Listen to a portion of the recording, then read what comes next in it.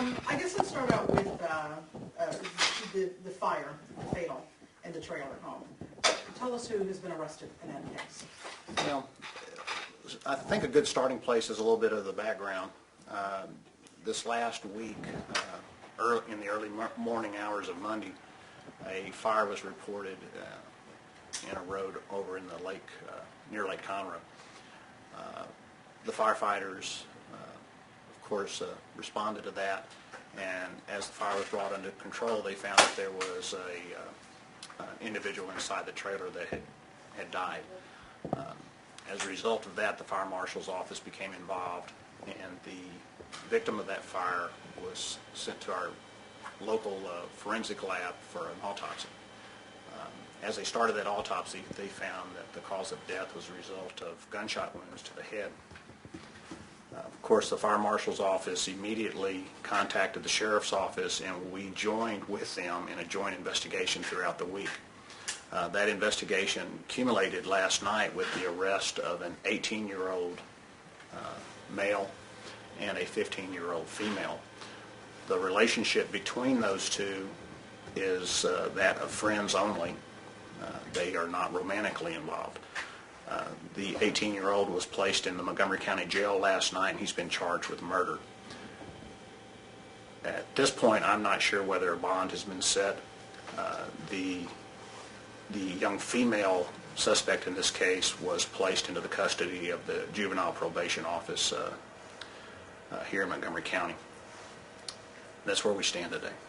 Could you tell us about the relationship between the 18-year-old and the man who was shot in the head and found dead in the trailer? The victim of the homicide this week had originally been arrested and charged with the murder of the 18-year-old's mother. That homicide occurred in 2006, and the father and son were arrested in 2008. The son did go to trial this last summer, and he was convicted of that murder. I believe it was an involuntary murder, something that you should check with the district attorney's office on. And he is currently in the Montgomery County Jail waiting transfer to the prison system. And that is, his last name is? His last name is Gloede. Okay. And I know you said you didn't know a whole lot about that case, but is there anything you can tell us more about that original case? I do know that original case in 2006 was a result of some sort of a fight. If I'm not mistaken, the victim died in that case of some sort of a beating trauma, and of course was under investigation and accumulated with 2 charges being filed. It's my understanding, and you should verify this, that the case against Gloede Sr. was either dismissed or has not gone to trial at this point. That is something you should clarify with the district attorney's office. I don't have that. The motive for the killing that occurred this week is still under investigation. I don't think the sheriff's office is prepared to say that the reason that this murder occurred was as a result of the murder in 2006.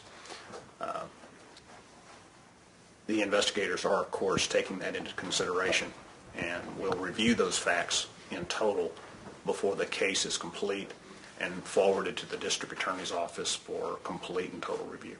What is the 18-year-old's name? The suspect in this case is Keith Ryan Randall. He's 18 years old. I believe his birthday is tomorrow. He'll be 19.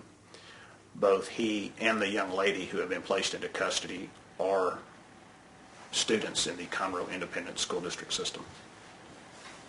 I know you said it's too early to tell whether there is any sort of connection, but one would ask whether he was obviously trying to seek revenge for his mother's death.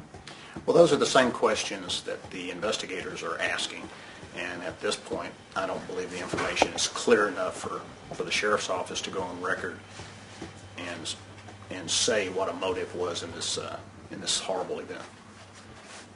So really, in some ways, though, it appears that this has destroyed 2 families. Oh, absolutely.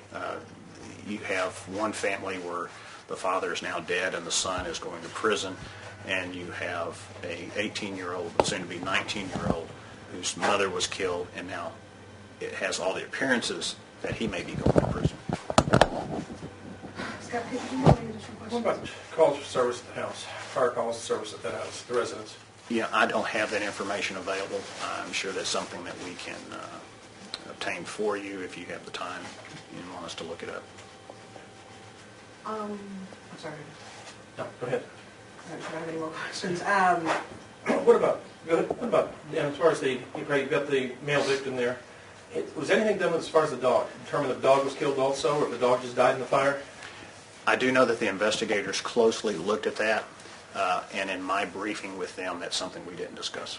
Okay, well, that dog is laying next to the couch in the house. Usually on fire, they're going to find a door instead of a window, or windows instead of laying next to the couch. I was kind of curious on that. Yeah, I do know that's something they looked at, and again, I'm sorry, that's nothing that I debriefed with them on this morning. And can you explain at this point, and I know you said there's no motive yet that has been proven or developed, but how did this 18-year-old go about encountering the Gloede? What happened? What's the allegation of how and when he went to the house, how and when he allegedly set the fire, how and when he shot him? Well, those are facts of the case that we're not prepared to release or talk about publicly. As I said before, the case is still under investigation, and releasing too much information could very easily be detrimental to how this case progresses in the future. But we would have to assume that the sequence of events is, when it comes to the shooting and the fire, what is the sequence of events?